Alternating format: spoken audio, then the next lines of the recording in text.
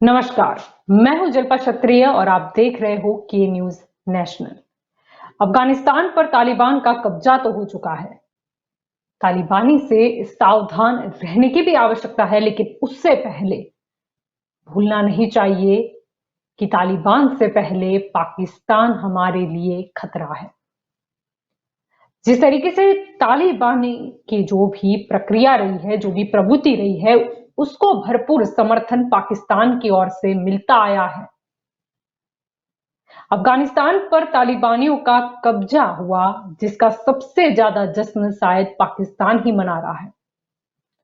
अब प्रश्न ये भी होता है कि तालिबान के साथ पाकिस्तान है, ये तो जाहिर सी बात है, लेकिन अगर इतिहास की ओर थोड़ा भी गौर करें तो समझ में भी आ जाता है कि कहीं ना कहीं पाकिस्तानियों की ओर से ही शिक्षा और शस्त्र खड़ा करने में तालिबान को मदद मिली थी। पाकिस्तानी अगर स्पोर्ट्समैन की बात करें तो वो भी आजकल तालिबानियों की तारीफ के फूल झाड़ रहे हैं। सबसे पहले तो यही समझ लेना होगा कि अब कहीं ना कहीं आतंकवादी प्रवृत्ति में बढ़ोतरी हो सकती है, जिस तरीके की रिपोर्ट भी सामने आई है। यानी कि सावध रहने की बहुत ज्यादा आवश्यकता है और यही हमारा आज का चर्चा का विषय है। तो हमारे साथ इस चर्चा में जुड़ चुके हैं भाजपा की ओर से उर्विस कंथरिया हमारे साथ जुड़ चुके हैं, राजकीय विश्लेषक हमारे साथ योगेश चुड़गल जी भी मौजूद है और रक्षा विशेषज्ञ उत्पल वोरा भी हमारे साथ जुड़ चुके हैं। आप सभी का स्वागत है के न्यूज में। थैंक यू जी, आपसे शुरुआत करना चाहेंगे। उर्विस जी, क्या कहना चाहेंगे? तालिबानी से अधिक अभी पाकिस्तान से खतरा है, क्योंकि तालिबान तो चलो अभी उनका कब्जा रहा है, उनसे तो कहीं ना कहीं संभलना ही है, लेकिन कहीं ना कहीं पाकिस्तान जो अभी जश्न मना रहा है, जैसे जिस तरीके से अफगानिस्तान पर तालिबानियों का कब्जा हो गया है, जिसके बाद कुछ कश्मीर के रिलेटेड भी स्टेटमेंट सामने आए थे, यानी कहीं ना कहीं अब संभलने की और ज्यादा आवश्यकता है।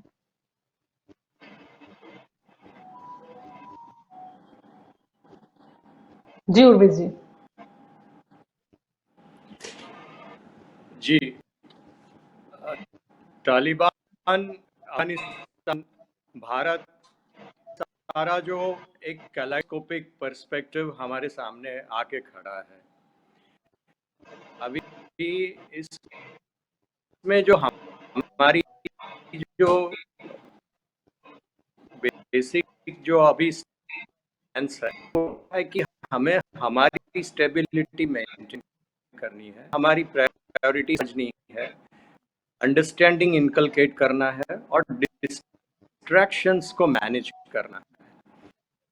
तो जैसे कश्मीर के बारे में हम कोई किसी के साथ हम चर्चा हम चाहते हैं, वो एक कोई डिस्प्यूट इंटरनल इश्यू हम नहीं मानते हैं और ये हमारा डिप्लोमेट बना रहेगा। अभी साइडोस्कोप पर्सपेक्टिव बताया, उसमें तरह perspectives may be and is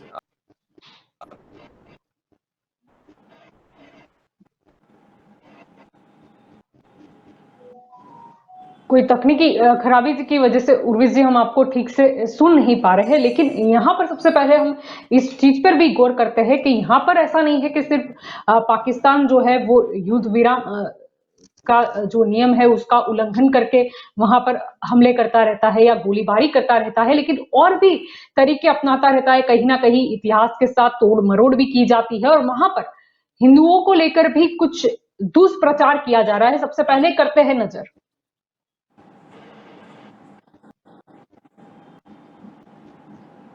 कि आखिरकार इस वीडियो में क्या बोल रहे हो।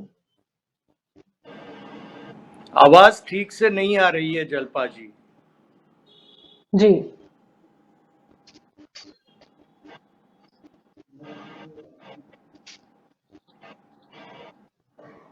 उर्विस जी, अब आपको सुनाई दे रहा है? अभी ठीक है, बेहतर है। जी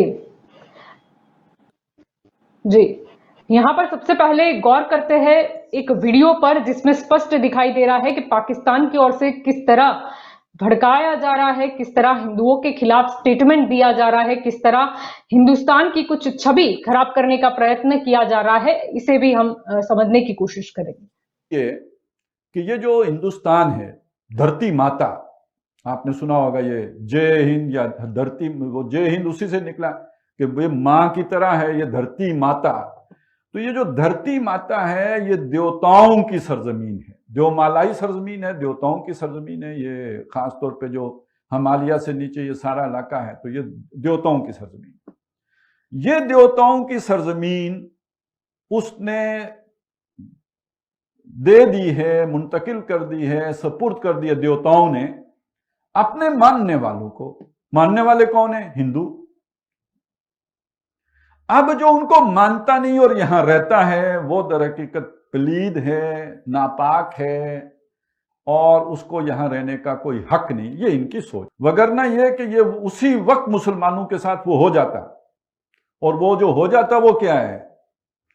वो उनकी सोच ये है कि हिंदुस्तान और स्पेन में मुसलमान बैक वक्त दाखिल हुए हैं सन 93 हिजरी में, और 1492 में स्पेन से मुसलमानों का खात्मा हो गया, और हिंदुस्तान में ये भी बैठे हुए हैं।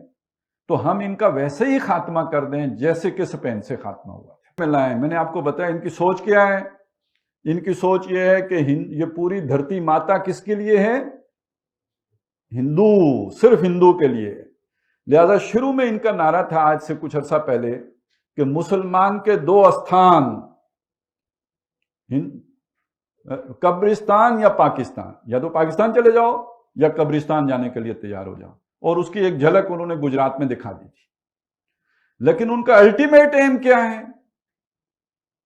पाकिस्तान को भी खत्म करके, जैसे स्पेन से मुसलमानों का खात्मा किया गया, पूरी धरती माता को इस नापाक वजूद से पाक कर दिया जाए। ये उनका अल्टीमेट गोल है। लोकसभा में उन्हें 2 तिहाई अक्सरियत चाहिए। ये आखिरी रुकावट है।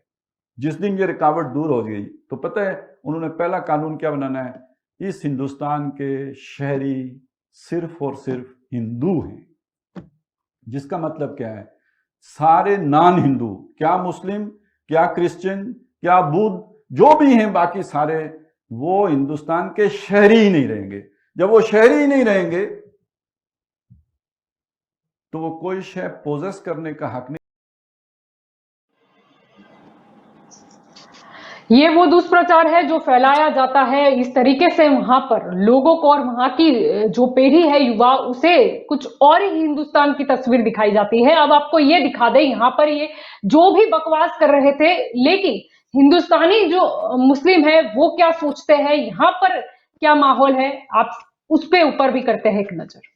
हालांकि अफगानिस्तान में तालिबान का दोबारा हुकूमत पा लेना दुनिया भर के लिए फिक्र का बायस है।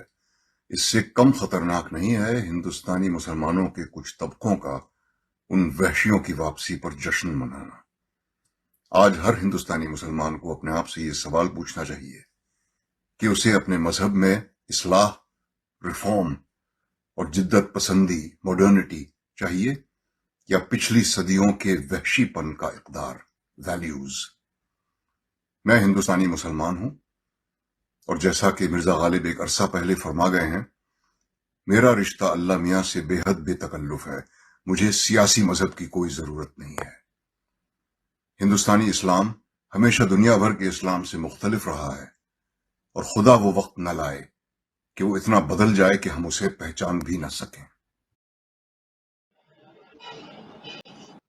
योगेश जी, आपकी ओर आना चाहूंगी। यहाँ पर अगर अब अफगानिस्तान की बात करें, वहां पर जो तालिबान का कब्जा हुआ, अगर उसे भी समझा जाए ठीक से, तो दो कम्युनिटी के बीच में की ये जो लड़त बहुत अरसे से रही है, उसका ही कहीं ना कहीं वहां पर परिणाम भी हमको देखने को मिला। और यहाँ पर ये भी समझने की जरूरत है कि चलो डिफेंस से तो हम मतलब डिफेंस के दम पे तो हम लड़ ही लेंगे, लेकिन साथ ही कुछ लोग जो बाहर छवि बिगाड़ते हैं फिर यहाँ पर भड़काने की कोशिश करते हैं, यानी इससे भी कितना बचने की जरूरत है। जलपा जी, आपने 2 वीडियो दिखाए।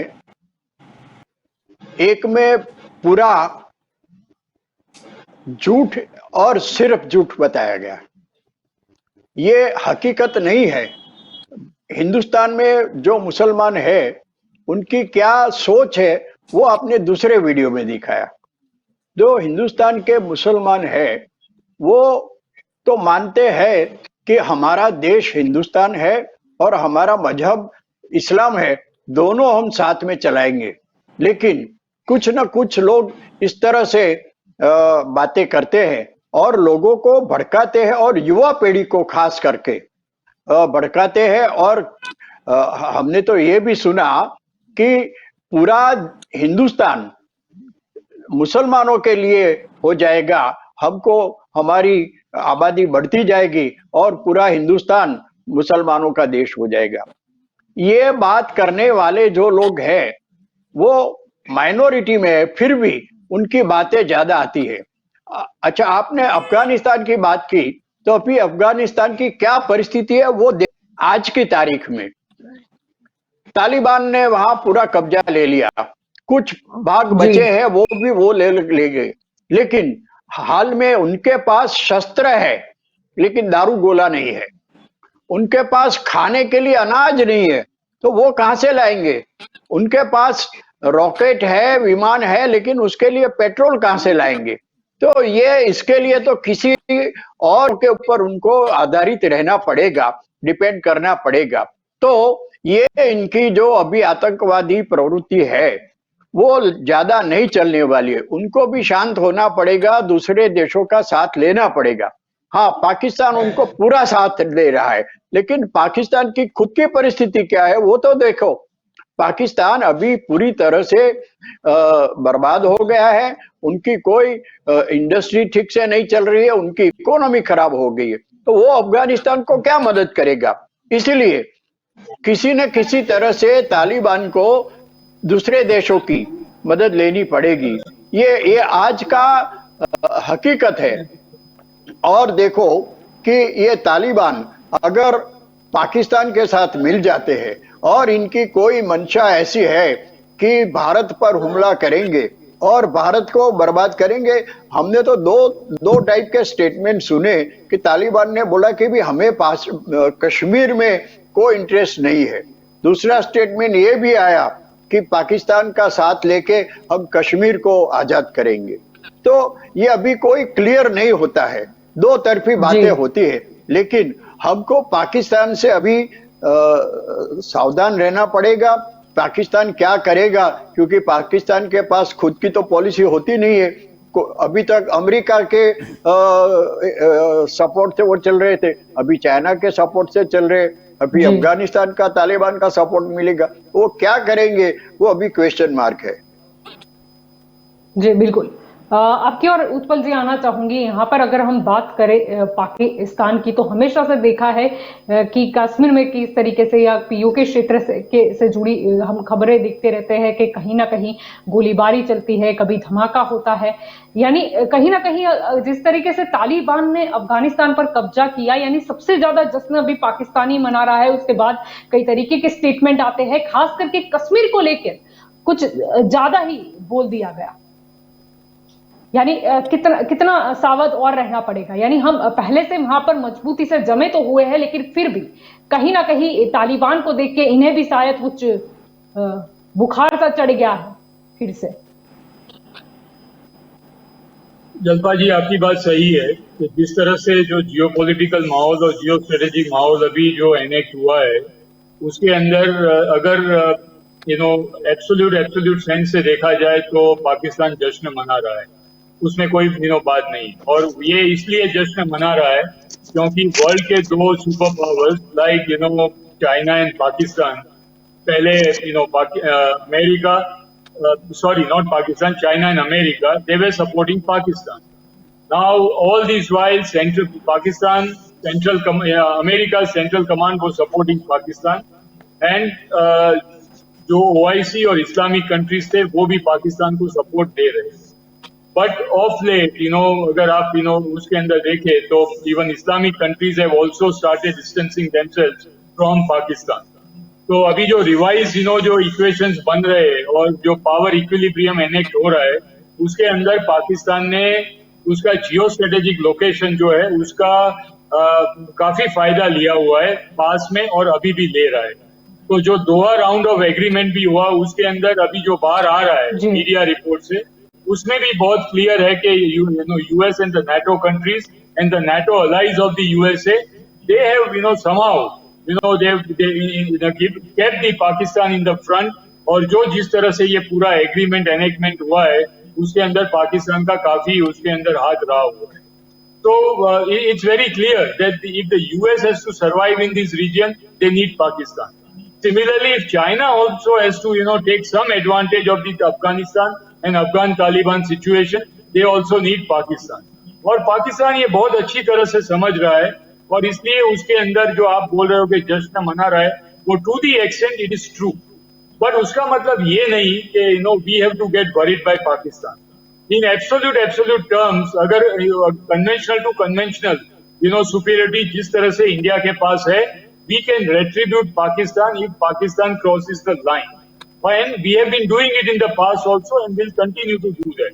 Therefore, there is no worry when India-Pakistan bilateral scenario अगर आप देखें, तो उसके अंदर we don't have to worry.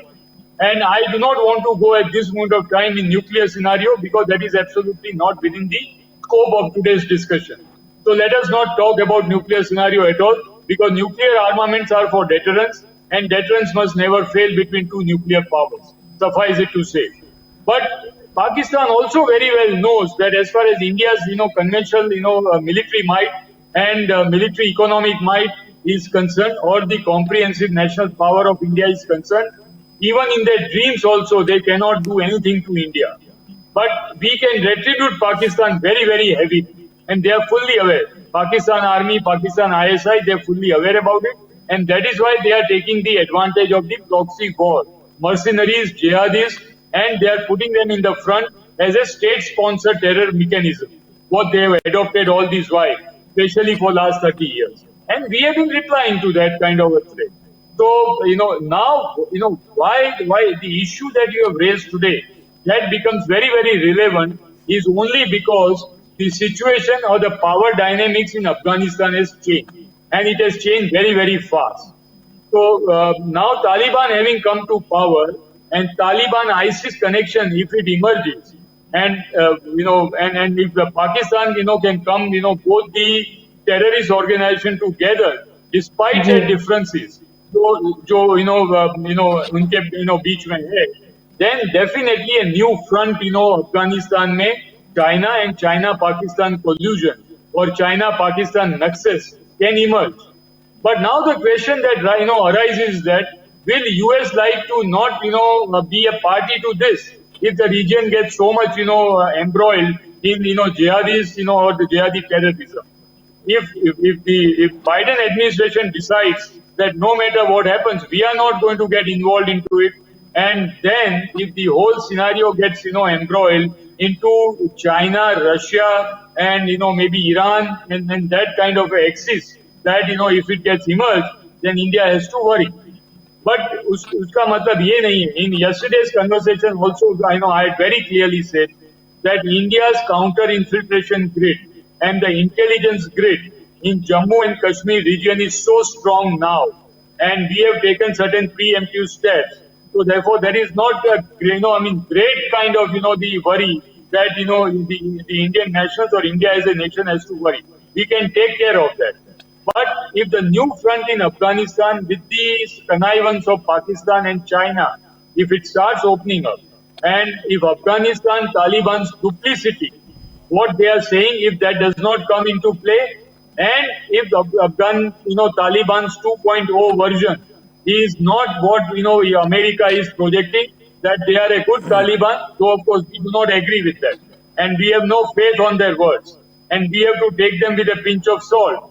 But in case if Afghan Taliban 2.0 version goes back to Taliban 1.0 version, then I think we have to worry. Because then we are dealing with Afghanistan, which is a sovereign country, Afghanistan sovereign government, which will come into play in few days' time. And if they are not the same government which will be friendly to our national interest or our national safety interest, then I think we'll have to take certain additional measures. And I'm sure that the national security apparatus, which they must be burning midnight oil, and as per the contingency plans, they will be put into place, and we will checkmate Afghan Taliban on the Afghan front, and we will, checkmate Pakistan, and Pakistan jo jashn mana raha hai, we will take care of that. जी Only thing is that जी China's funding, China's moral support, and China's military support to Taliban, if it comes in the forefront, then yes, definitely it is, probably a level more, and then we will have to take care of that situation also. But at this moment of time, this is all speculation, and it is in a speculative mode. We have to wait and watch. We have to see as to up to what level China goes in supporting Taliban, in up to what level right China-Pakistan collusion comes into play, and what cards Russia and Iran they play in the overall Afghan Taliban situation, and how the Northern Alliance or the Afghan resistance front, gets, active, and whether the Taliban Afghan resistance front, when the fight takes place or it does not take place at all, or some kind of a via media, the deal takes place between both of them, and what kind of government that comes in a sovereign country like Afghanistan, that we have to wait and watch. As of now, anything that we say, जी it will be a speculation. So therefore, जी I would not जी like to speculate. Being a military जी professional, I would like to wait for a while and analyze जी the situation when some more concrete data that comes on the ground. जी जी कांग्रेस की ओर से अब हमारे साथ विरम देसाई भी मौजूद है। विरम जी, सबसे पहले स्वागत है आपका के न्यूज में। क्या लगता है विरम जी, कहीं ना कहीं अगर हम पाकिस्तान की बात करें और तालिबान के साथ अगर उनका कनेक्शन देखें तो कहीं ना कहीं शिक्षा और शस्त्र से जो तालिबान खड़ा हुआ है उसमें कहीं ना कहीं पाकिस्तान का भी हाथ तो है, क्योंकि पाकिस्तान की ये नीति ही रही है, अगर सीधे तरीके से ना लड़ पाओ तो क्यों ना भड़काया जाए, अलग अलग आतंकियों को साथ दिया जाए और कैसे फिर पीछे वार किया जाए। सबसे पहले तो मैं आपको धन्यवाद देना चाहूँगा जलपा जी के इस विषय पर आपने आज जिस विषय पर डिबेट आपने करवाई है, और आज के परिप्रेक्ष्य की अगर बात करें, आज जो परिस्थितियाँ जो निर्माण हुई है, अफ़गानिस्तान की बात करें, जिस तरह से कबीला है, जो कबीले हैं, जो उसको तालिबान जिसको नाम दिया गया है, ये लोग, उत्पल जी ने बहुत बढ़िया बात कही उन्होंने। और थोड़ा पीछे जाए इतिहास की अगर हम बात करें तो यही कबीलों के आधार पर कश्मीर को भी यहाँ से अपने उन्होंने, जो राजा हरी सिंह थे हमारे उस वक्त कश्मीर के, तो वहाँ से भी उनको छीनने की बात उसी वक्त आ गई थी जब भारत और पाकिस्तान, जब दोनों के जो पार्टीशन जो जिस समय हुआ 1947 में, उस वक्त भी ऐसा हुआ था कि शायद मेरे से कहीं मैं गलत हूँ तो उत्पल जी मेरे को रोकना बीच में, कि उस वक्त भी ऐसी बात हुई थी कि यूनो के द्वारा जब आखिरी जो विश्व युद्ध हुआ था 1945 के आसपास और 46 में जो यूनो की स्थापना हुई, और उस वक्त ये बात आई सामने कि भी किसी भी देश का लश्कर जो दूसरे देश के लिए जाएगा नहीं। तो उस वक्त भारत और पाकिस्तान के जब जो पार्टीशन हुआ उसी वक्त वो निर्णय लिया गया था, जब लॉर्ड माउंटबेटन को भी बताया गया कि भाई कश्मीर के लिए अगर हमें लश्कर भेजना है तो वो परमिशन वहाँ से हमें नहीं मिल रही थी। तो मोहम्मद अली जिन्ना ने उस वक्त भी यही किया था कि जो पाकिस्तान के हमारे पड़ोसी देश के जो बॉर्डर थे उसके पास में जो कबीले बस रहे थे, उन कबीलों को एक करके उन्होंने कश्मीर के, ये बात इसीलिए मैं आज बता रहा हूँ कि उस वक्त यही घटना घटी थी कि कश्मीर को अगर लेना है तो क्या करना पड़ेगा। सोचिए उस वक्त हमारे पास उतना सच भी नहीं था, लेकिन हमारे लिए वो गौरव की बात थी। राजा हरी सिंह ने उस वक्त जो जिस तरह से इस आज के माहौल में जो मैसेज दिया जा रहा है, पब्लिक के अंदर जो मैसेज कन्वे हो रहा है कि अगर हमारे प्रधानमंत्री, माफ़ करना इसलिए इस बात को मैं दोहरा रहा हूँ, यहाँ पर ये कह रहा हूँ क्योंकि सोशल मीडिया के द्वारा जिस तरह से यहाँ माहौल, तो कहीं ना कहीं हमारा सैन्य का मनोबल तोड़ने की बात आजकल हो रही है सोशल मीडिया के द्वारा, कि अगर हमारे ये प्रधानमंत्री नहीं रहे तो तालिबान यहाँ भी आ जाएंगे और भारत पर भी कब्जा कर लेंगे और बहुमती में वो आ जाएंगे। ऐसी जो बातें हो रही है, मैं इसलिए ये इतिहास को कहीं ना कहीं खंगाल रहा हूँ। तो उस वक्त यही घटना हुई थी। राजा हरी सिंह ऐसा बता रहे थे कि ना हम पाकिस्तान में जाएंगे ना हम भारत में जाएंगे, हमारा देश स्वतंत्र रहेगा। और जब परिस्थिति वहाँ बिगड़ी, जब वो लोग पूरी तरह से कश्मीर में श्रीनगर तक पहुँच गए थे, उस वक्त राजा हरि सिंह ने यहाँ हमारे भारत के साथ उन्होंने अपने नुमाइंदे वहाँ से भेजे, उन्होंने चर्चा की हमारे साथ, उन्होंने बोला कि हम भारत के साथ ये 370 की जो बात है वो कब आती है, यही घटनाक्रम पूरा हुआ था उस वक्त।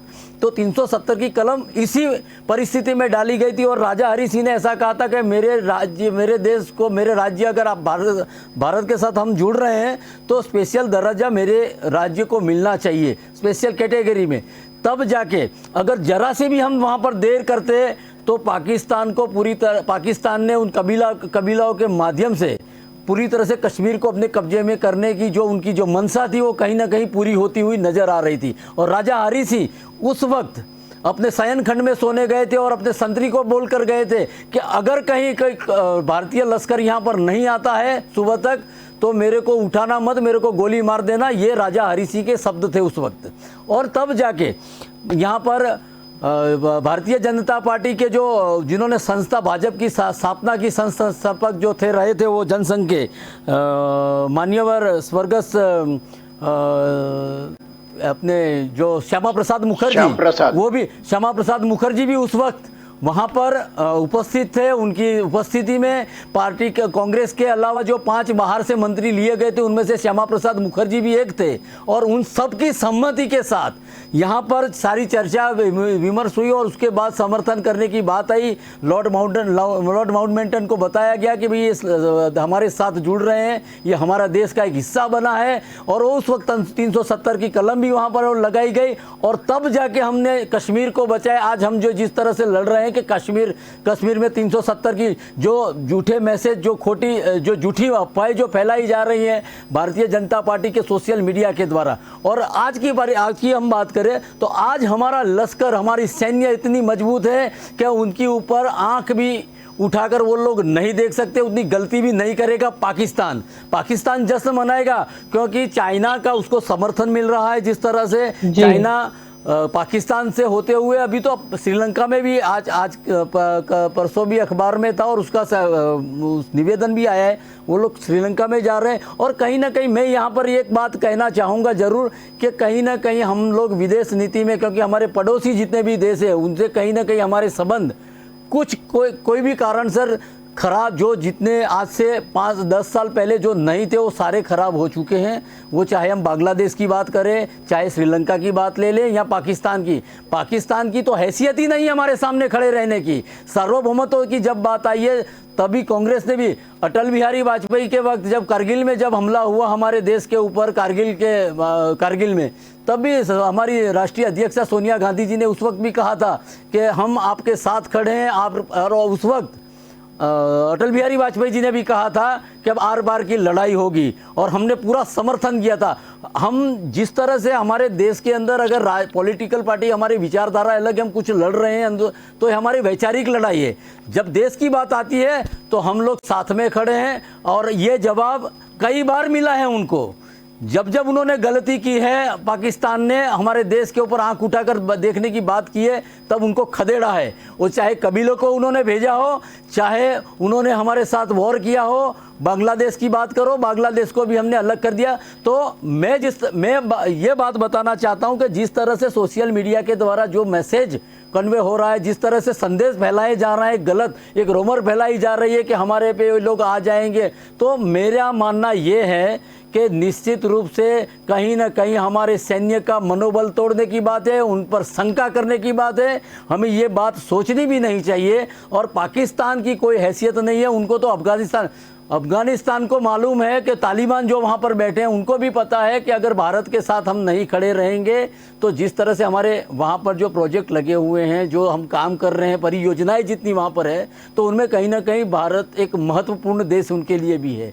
और जिस तरह से हमारे मान्यवर राजनीतिक विशेषज्ञ जो योगेश भाई ने जो बताया कि वहाँ खाने के भी अभी जो खाने के लिए वहाँ पर अभी उनको रोटी का प्रश्न सबसे बड़ा वहाँ पर हो गया है। आजकल खाने का वहाँ नहीं मिल रहा है।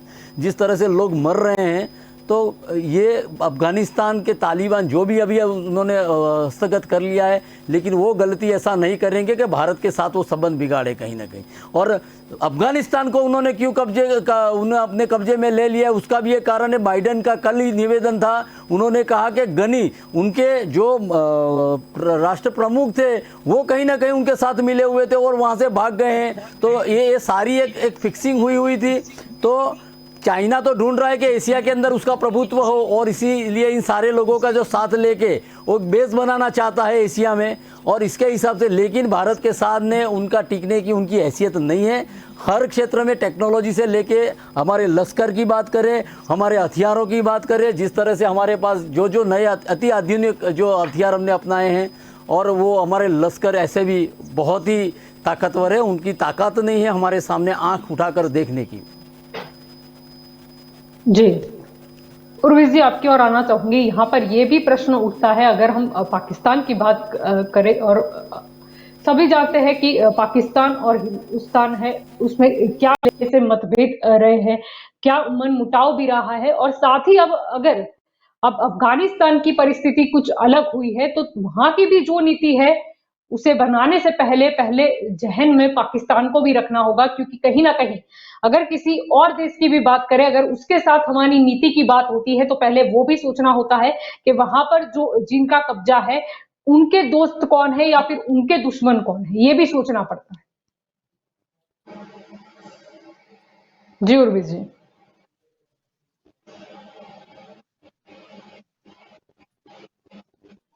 लगता है उर्विश जी झूठ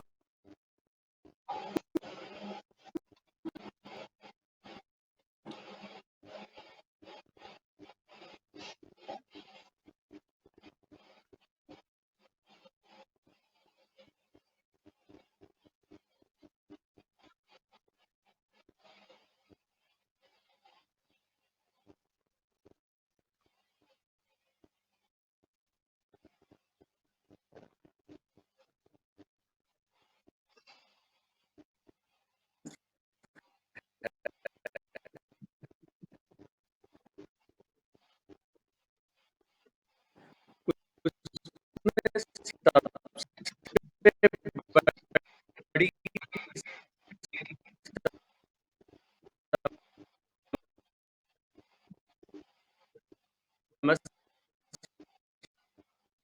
जी उर्विश जी, आप सुनाई दे रहा है आपको मेरी आवाज?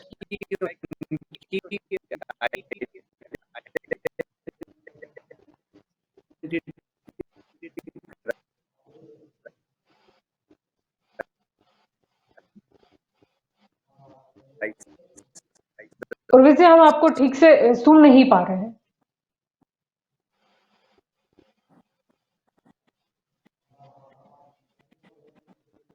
योगेश जी, आपको मेरी आवाज मिल रही है? मैं आपकी ओर आना चाहूंगी। हाँ जी, हाँ जी, हाँ जी, जी जी योगेश जी, यहाँ पर विषय ये भी है कि अगर हम हमारी तालिबान की अगर हम बात करें, जिसका अफगानिस्तान पर तालिबानियों का कब्जा है, अगर वहां के लिए भी हम चाहे कोई भी नीति सोचते हैं, तो उससे पहले हमें ये भी सोचना होगा कि उसका कनेक्शन पाकिस्तान के साथ क्या है। अगर दूसरे देशों की साथ बात करें, तो उनके साथ क्या रिलेशन है, ये भी बहुत मायने रखता है। अफगानिस्तान में जो कुछ हो रहा है, आपने पहले ही बताया कि पाकिस्तान में अभी जलसा हो रहा है। उन लोगों को पूरा आनंद हो गया कि भी चलो ये अफगानिस्तान अभी हमारे साथ में हो गया, क्योंकि उस टाइम गनी जब प्रेसिडेंट थे, तब भारत के और अफगानिस्तान के दोस्ताना रिलेशन थे, और भारत ने कितने करोड़ों रुपया वहां लगा के कुछ अच्छे प्रोजेक्ट किए, हॉस्पिटल बनाए, एयरपोर्ट बनाए, संसद भवन बनाया, बहुत कुछ मदद किया, और अफगानिस्तान को स्ट्रॉन्ग बनाने में भारत ने बहुत मदद किया था। लेकिन ये गनी जो अभी बताया कि बाइडेन ने ऐसा स्टेटमेंट दिया कि गनी की और तालिबान की मिलीजुली थी, वो सच है। तो भारत की विदेश नीति में कुछ न कुछ कमी हो गई, ऐसा लगता है। लेकिन मैं मानता हूं कि पाकिस्तान को इतना खुश होने की जरूरत नहीं है, क्योंकि भारत की जो ताकत है, जो उत्पल भाई ने बताया अभी कि भारत की जो मिलिट्री है उसको कोई देश अभी नजरअंदाज नहीं कर सकता है, क्योंकि हमारा मिलिट्री और हमारा संरक्षण व्यवस्था इतनी मजबूत है कि कहीं और से वो 1947 की बात करो और आज 2021 की बात करो तो परिस्थिति दोनों अलग अलग है। लेकिन मुझे थोड़ा सा दुख हुआ इस डिबेट में कि ये पाकिस्तान अफगानिस्तान की हम लोग बात कर रहे हैं, उसमें पार्टी पॉलिटिक्स कोई नहीं आना चाहिए। अभी मेरे मित्र विरल भाई ने 370 का बताया, 370 तो अपना कॉन्स्टिट्यूशन बनने के बाद आया, वो 47 में नहीं आया था, 48 में नहीं आया था। कोई बात नहीं, वो आज का विषय नहीं है। लेकिन आज का विषय जो है अफगानिस्तान, तो अफगानिस्तान में जो कुछ बन रहा है, पाकिस्तान के साथ उसका जो रिलेशन बन रहा है, चाइना का सपोर्ट उसको मिल रहा है और अमेरिका ने अभी वहां से निकलने का, पूरी तरह से निकलने का मन बनाया है। तो ये पूरी फेलियर अमेरिका की पॉलिसी की है और इसके कारण ये सब परिस्थिति आज खड़ी हुई है। उसके कारण अफगानिस्तान अभी अगर पाकिस्तान का साथ लेता है, चाइना का सपोर्ट मिलता है, दूसरे इस्लामिक कंट्री का सपोर्ट मिलता है, तो भारत को पूरी तरह से सावधान रहने की जरूरत है। उनकी विदेश नीति या संरक्षण नीति दोनों को पूरी चौकसाई के साथ आगे बढ़ना जरूरी है। जी बिल्कुल। उत्पल जी, आपकी ओर आना चाहूंगी यहाँ पर। जब भी हम बात करते हैं डिफेंस की, जब भी हम रक्षा नीति की भी बात करते हैं, ये भी बहुत ही जरूरी होता है कि हम समय के साथ अपडेट भी हो। अगर हम टेक्नोलॉजी की बात करें, हम मतलब लड़ाकू विमानों की बात करें, तो उससे भी हमें अपडेट तो रहना ही होगा। क्योंकि पहले ये था कि पाकिस्तान आता था, फिर चीन के साथ जो लंबे समय से जो अतिक्रमण का मुद्दा चला आ रहा है, और अब जो ये तालिबान वाली घटना बनी है, यानी कहीं ना कहीं और अपडेट होने की आवश्यकता तो है। इन प्रिंसिपल आपकी बात बिल्कुल सही है, that every potent arm forces of any country, forget about for a moment मैं इंडिया को एक साइड में रख लेता हूं, I am saying any country must modernize and modernize in such a way so that the national interests are not compromised and the safety of the nation and nation's interests, they do not get into some kind of a difficult situation where ultimately we get into some kind of a fight or a war like situation. Therefore we should always be one step ahead, or this can only happen provided we from time to time we undertake the threat perception into account, और जिस तरह से regional and global और bilateral relations के ऊपर threat perception के ऊपर analysis किया जाता है, उसके मुताबिक अपने आर्म फोर्सेस को मॉडर्नाइज करना चाहिए और modern equipment for modern warfare and futuristic warfare के लिए तैयार करना चाहिए, और वो हर एक कंट्री करती है। But for that you have to be very careful that you can never ever match the developed countries of the world and the global superpowers, because their economic power is more, and therefore the GDP that they allocate for the defense budget, that is also more, and therefore they have more power to play around with the military might and the economic might. Now for a country, developing country like India, there are certain limitations and restrictions. Even then, any government of the day, and I'm not saying that I do not want to get into party politics. Every government of the day, as per the GDP, and the kind of money that is available in national treasury, they ensure that it is made available to the armed forces. Now, for like if you see the defense budget and allocation of defense budget, regrettably, it has remained stagnant at 2.3%, and therefore, at times, the modernization of the Indian armed forces have also suffered. I mean, and this is not a secret; everybody knows about it. But the fact of the measure is that, despite that 2.3% in the defense budget remaining stagnant, the armed forces, that is Army, Navy, and Air Force, they have always managed to modernize their forces and checkmate the threats which have emerged on the strategic canvas. So you see, the Rafale induction has taken place. The modernization of the armed forces as far as the Indian aircraft carrier, indigenous aircraft carrier, which we have launched just now and undergoing the sea trials, is also one of the feather in the country's the indigenous shipbuilding the capability. So we have taken action. more is always, welcome. But whether the country can afford that kind of, the enhancement in the defense budget or not, it is also one of the criteria. So if your economy grows and economy becomes bigger and the economic might becomes bigger, then even the 2.3% of the GDP of that bigger economy will also be bigger. I hope you are understanding the rationale.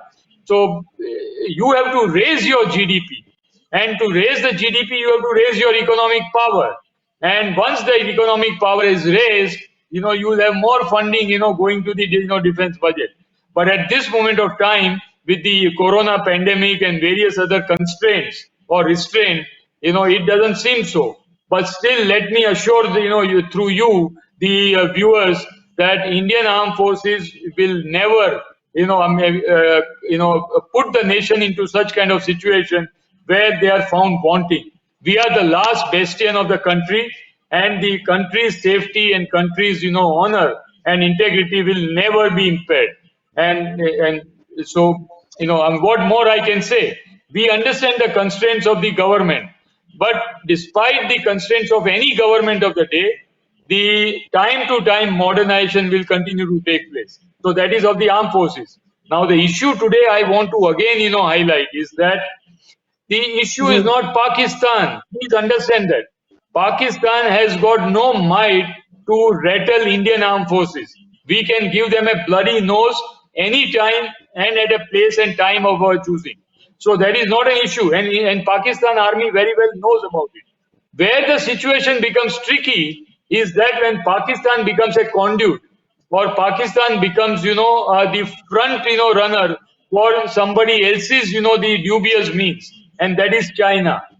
When China and Pakistan, when they come together, the collusion, I've been saying this word, that the kind of collusion that has taken place in the past and which will take place in the future. And when Pakistan allows itself to be played in the hands of China, it becomes a little, tricky affair. And to handle that kind of a situation, whether it is a one front or 1.5 or 2.5, two front war, it is a tricky. We can handle that situation also, but it becomes little trickier. And therefore you have to be prepared for it. Now when Afghan Taliban, falls again into the lap of China, then it is becoming more trickier. Because now Taliban is not alone Taliban. If like what we have been discussing, if Pakistan is the custodian of Afghan Taliban, then Jaish-e-Mohammed, Fuji, and various other, the terrorist organizations which always get different labels with different time. If they start getting conniving, with the Taliban and the ISIS and also the various, Pakistan frontal organization, then, we have to worry.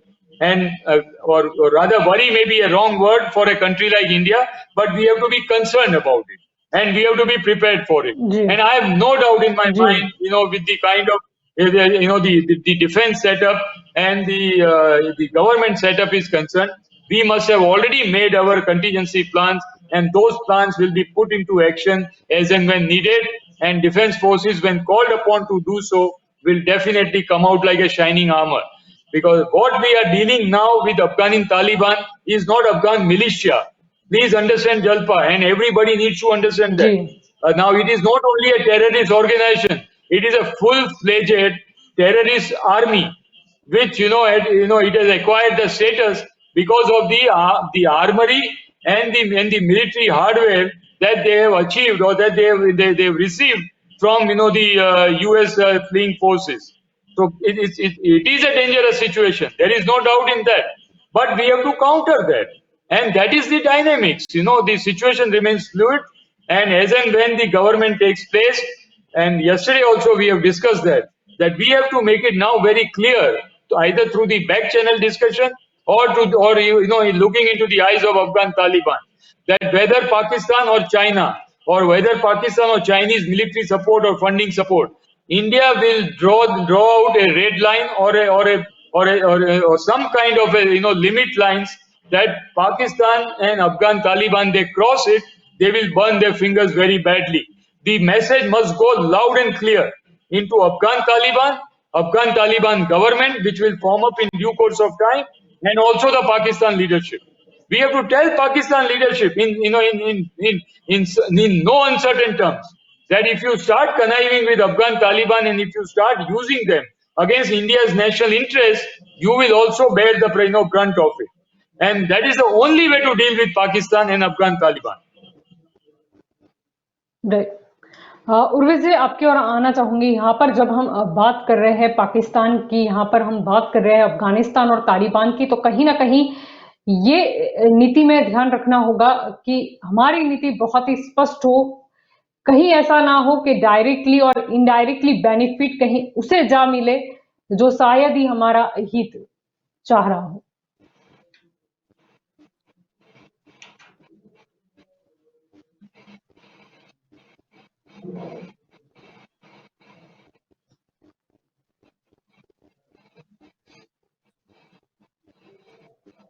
Urvish जी, अभी भी हम आपको ठीक से सुन नहीं पा रहे, may be network issue की वजह से आपको हम सुन नहीं पा रहे। विनम जी, आपकी ओर आना चाहूंगी। यहाँ पे काफी सारे मुद्दे पे हम चर्चा कर रहे हैं, और अगर हम बात करते हैं भारत देश की, तो जम्मू कश्मीर और पीओके ये बहुत ही सेंसिटिव इलाका पहले भी रहा है, अभी भी है। अगर हम एक तरफ देखें पाकिस्तान है, दूसरी तरफ अभी चाइना का भी जो काफी समय से चल रहा है, और अब जो अफगानिस्तान पर तालिबान का कब्जा हुआ है, यानी कहीं ना कहीं अब बहुत ही सावधानी पूर्वक जाना होगा, क्योंकि चाइना और पाकिस्तान तो मिले हुए पहले से ही थे। अब तालिबान जो कि हुआ ही पाकिस्तान के सहयोग से इतना बड़ा है, तो फिर ये तीन तिकाई बन गई। अभी उत्पल जी जिस तरह से जिसका जिक्र कर रहे थे, और बहुत ही सही बात है, और इसके परिप्रेक्ष्य में हम इसे देखें तो पूरी तरह से हमें पूरा सोच समझकर कदम आगे बढ़ाना होगा कुछ भी करने से पहले। इसमें विदेश नीति किस तरह से काम कर रही है और किस तरह से हमें, क्योंकि जिस तरह से चाइना पाकिस्तान के साथ मिलकर और वो तालिबान जो है उनको भी हमने देखा ही है, और हमें पता भी है कि जिस तरह से पाकिस्तान ने उनको शस्त्र और सारी चीज़ें वहाँ से दी गई है।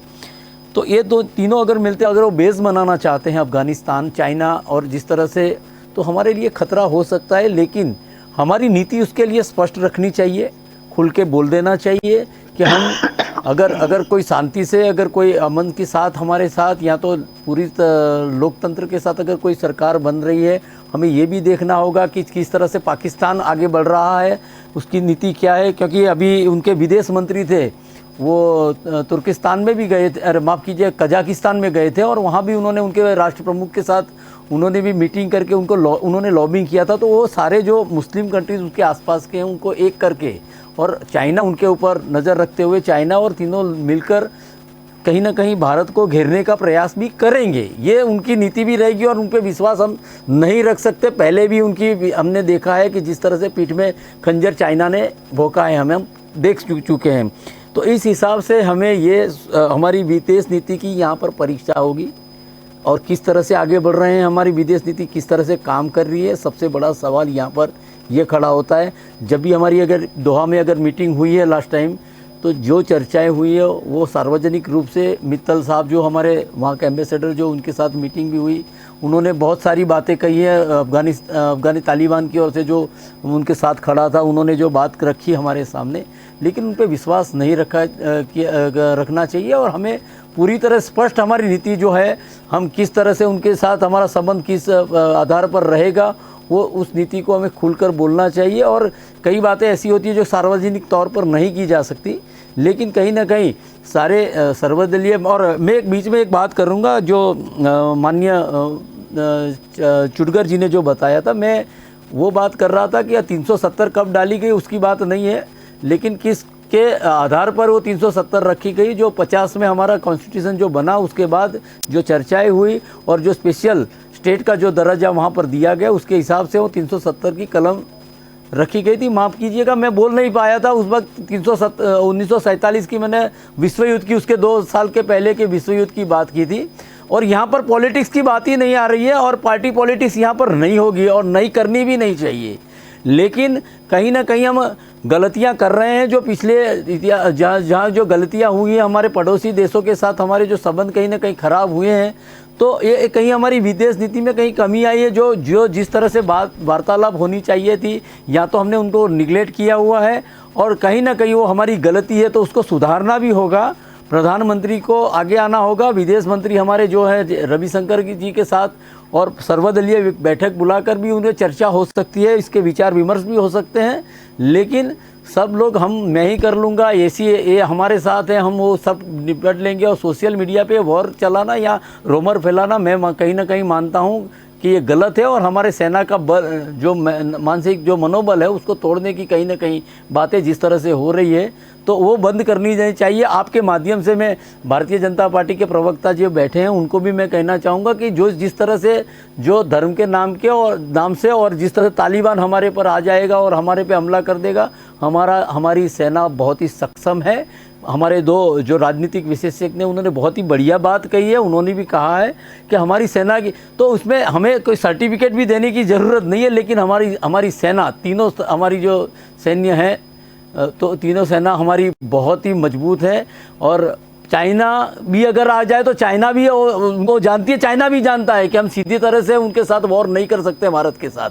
तो ये कहीं ना कहीं पिछले दरवाजे से वो आतंकवादियों के रूप में हमारे देश के अंदर वो कहीं ना कहीं वो हमला भी करवा सकते हैं, ऐसा, और हमले होंगे भी सही, मैं मानता हूँ। लेकिन फिर भी हमारी सेना बहुत सीधी तरह से हमारे साथ वो युद्ध करने के लिए वो उनके पास उतनी औकात नहीं है उन लोगों की। मेरे देश की सेना पे मुझे बहुत गर्व है, और मैं यही कहूँगा उत्पल जी, ना हम यहाँ पर डर्टी पॉलिटिक्स करेंगे। हमारी जो पॉलिटिक्स है, मैंने पहले भी उसका जिक्र किया कि हम लोग हमारी वैचारिक जो लड़ाई है हम लड़ते रहेंगे, हमारी भूमि पर है, हमारी जो विचारधारा की लड़ाई है हम यहाँ पर लड़ते हैं। लेकिन जब देश की बात आती है तो कांग्रेस, पहले भी मैंने उसका जिक्र किया कि हमारे राष्ट्रीय अध्यक्षा सोनिया जी उस वक्त भी अटल बिहारी वाजपेयी के साथ खड़ी थी कि हमारे अगर अंदर सैन्य घुस आया है तो आप युद्ध करो, युद्ध में हमारी कांग्रेस पूरी तरह से आपके साथ है। इसीलिए लेकिन एक बात हमें समझनी होगी उत्पल जी, आप बोलिए। मैंने पॉलिटिक्स का कोई जिक्र नहीं किया, वो चुटकर जी साहब बोले थे, मैं कुछ नहीं बोला हूँ पॉलिटिक्स के बारे में। आपने नहीं बोला कि कोई भी अगर पार्टी की बात आती है तो मैं उसका जिक्र कर रहा था कि इसमें चुटकर जी ने नहीं बोला, वो तो चुटकर जी ने बोला, मैं नहीं बोला। चुटकर जी अगर बोले होंगे, अगर गलती से मैंने आपका नाम लिया है तो शायद मैं चुटकर जी को बता, लेकिन मुझे पॉलिटिक्स से कोई लेना देना नहीं है, be rest assured on that. कोई बात नहीं, बता रहा हूं कि अगर जिस तरह से मैं एक बात बताना चाहूंगा कि जब ये अगर हमारे वहां पर हमले होते हैं, वो चाहे हमारे संसद भवन, हमारी लोकतंत्र का जो मंदिर है सबसे बड़ा, उस वक्त भी हमला जहाँ इसके ऊपर हुआ, पठानकोट के हमले की बात करें या तो कश्मीर पुलवामा की हम बात करें, तो जब ये चुनाव या कुछ ऐसा आता है तभी आतंकवादी हमारे वहाँ घुस आते हैं और सारे हमले होते हैं। तो ये बहुत ही विचार करने की बात है। यहाँ पर पूरी तरह से हमें इसके बारे में भी सोचना होगा, जनता को भी सोचना होगा कि ये कहीं ना कहीं ऐसे पॉलिटिक्स का भाग हो रहा है। क्यों हमारे वहाँ हमले होते हैं? कब चुनाव जब आते हैं तब हमारे पर हमले होते हैं, जब चुनाव नज़दीक होते हैं तब हमारे ऊपर हमले होते हैं, और जब ये चुनाव आए हैं उसी वक्त ये सारे हमले। और पिछले जो चुनाव 19 के चुनाव के पहले पुलवामा में जो हमारे 42 सैनिक जो जवान जो शहीद हुए हैं, वो भी तपास का पूरा विषय है, और वो जो सच्चाई अभी तक हमारे सामने नहीं आई है।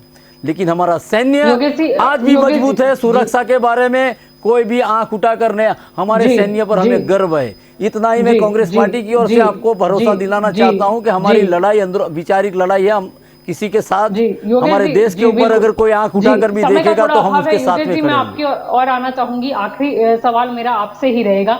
यहाँ पर जिस तरीके से शुरुआत में हमने जो 2 वीडियो भी देखे थे, यहाँ पर बाहरी हम दुश्मनों से पहले हमें ये भी ध्यान रखना होगा कि अगर यहाँ पर एकजुटता नहीं रही और कहीं ना कहीं बाहर तो लोग चाह ही रहे हैं और लोग उकसावा दे ही रहे हैं कि अंदर कैसे झगड़ा हो।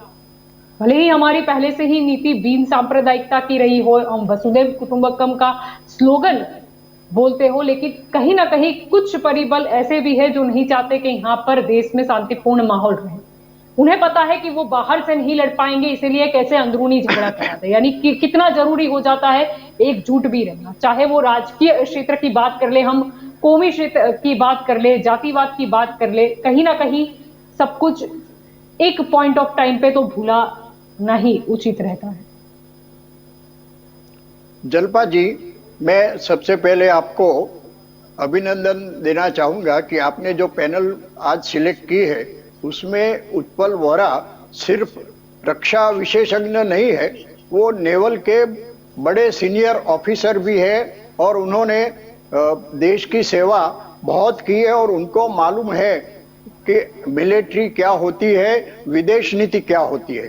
तो मैं तो उत्पल जी को सलाम करता हूं कि उन्होंने अपने जो विचार यहाँ रखे वो एकदम हमारे लिए बड़ा कीमती है।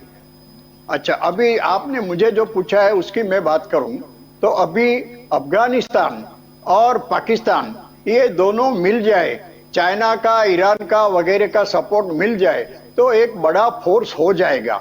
लेकिन उसके सामने भारत को करना क्या है कि एक पहले बात थी कि हमें बाहर के दुश्मन से डरना जरूरी नहीं है, लेकिन इतना जरूरी है हमारे अंदर के दुश्मन से डरे। तो हमारे अंदर भी कई लोग ऐसे हैं कि जो भारत को नुकसान करने के लिए कुछ न कुछ एक्टिविटी करते हैं। आपने देखा कि अभी तक जितने भी आतंकवादी पकड़े गए या कहीं भी हो गए वो पूरे हमारे देश के ही थे, वो बाहर से नहीं आए थे।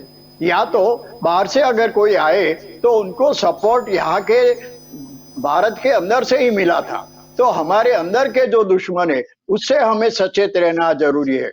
और अफगानिस्तान का भगवान करे कोई ऐसा कोई प्रॉब्लम नहीं होवे, फिर भी अगर कोई प्रॉब्लम होता है तो हमारी मिलिट्री पूरी तरह से सज्ज है, उनको पूरा जवाब देगी और दुनिया भी देखेगी कि भारत अब 1947 का भारत नहीं है, 2021 का है। इतने 75 इयर्स में ये इतना मजबूत बना है कि कोई भी ताकत आए उसे उसके सामने वो खड़े रह सकते हैं, उसके सामने वो लड़ सकते हैं। तो मुझे तो पूरा अभी मिलिट्री के पर और हमारी विदेश नीति और डिफेंस नीति पर पूरा गर्व है कि हम लोग को कोई डरने की चिंता नहीं है और हमारे पास इतने विचार करने वाले लोग हैं, इतने डिप्लोमेट लोग हैं कि कोई भी परिस्थिति को वो लोग कैसे भी निपटा सकते हैं। जी जी बिल्कुल, आप सभी इस चर्चा में मेरे साथ जुड़े, इसलिए आप सभी का शुक्रिया। Thank you, thanks. तो दंगल देश में आज का हमारा मुद्दा था कि तालिबान से अधिक पाकिस्तानियों से खतरा। ये यहाँ पर शब्द प्रयोग इसलिए किया जा रहा है क्योंकि कहीं ना कहीं तालिबान को जो बढ़ावा मिला वो पाकिस्तान द्वारा ही मिला। पाकिस्तान को पता है कि भारत के साथ डायरेक्टली तो वो उलझ नहीं पाएगा, इसीलिए हमेशा से उसकी नीति रही है कि अलग अलग आतंकी संगठनों को भारत पर हमला करने के लिए उकसावा पाकिस्तान देता रहा है। तालिबान की बात करें तो तालिबान ने जिस तरह अफगानिस्तान पर कब्जा जमा दिया, उसके बाद पाकिस्तान के मन में लड्डू फूटने लगे। अभी भी उसे कश्मीर दिखाई देता है। हमने इस डिबेट में शुरुआत में एक वीडियो भी सुना जिसमें किस तरीके से दुष्प्रचार किया जा रहा है, भारत की छवि बिगाड़ने का प्रयास किया जा रहा है। यहां पर हिंदू मुस्लिम करके झगड़ा करवाने का एक प्रयास किया जा रहा है, लेकिन इसका बखूबी जवाब तो खुद जो हिंदुस्तानी है उन्होंने दे दिया। यहां पर दूसरा वीडियो भी आपने सुना कि क्या कहा जा रहा है। जरूरी यहां पर यह है कि बाहरी दुश्मनों से तो हम लड़ लेंगे, लेकिन अंदरूनी शांति भी उतनी ही महत्वपूर्ण है। हमें किसी के चढ़ावे में नहीं आना है और हमें सारी चीजों में पॉलिटिक्स भी नहीं देखना है। तालिबान का जो कब्जा है उसके बाद अगर वहां पर किसी सरकार का गठन भी होता है या फिर आगे क्या निर्णय होता है, यानी अभी तो हम वेट एंड वॉच की स्थिति में हैं, लेकिन फिर भी कोई भी नीति हो वो बहुत ही सोच समझकर बनानी होगी। अफगानिस्तान के लिए भले ही हम कोई नीति बनाते हो, लेकिन सोचना होगा कि वहां पर किन देशों का और ज्यादा अच्छा रिलेशन है या फिर खराब रिलेशन है, उनके साथ हमारे कैसे रिलेशन है, क्योंकि ये बहुत ही मायने रखता है। वहां पर अगर इंफ्रास्ट्रक्चर जो हमारा है या इन्वेस्टमेंट जो है या फिर आगे जाके अगर हमें प्रोजेक्ट करने भी हम कंटिन्यू भी करें, लेकिन सोच समझ के करना होगा कि फिर ऐसा ना हो कि खिचड़ी हम पकाएं और खाने कोई और आ जाए। ये बहुत ही गंभीर विषय है और इस पर बहुत ही सोच समझ कर फैसला करना होगा। तो दंगल देश का में अभी बस इतना ही। ज्यादा जानकारी के लिए आप जुड़े रहे के न्यूज के साथ। नमस्कार।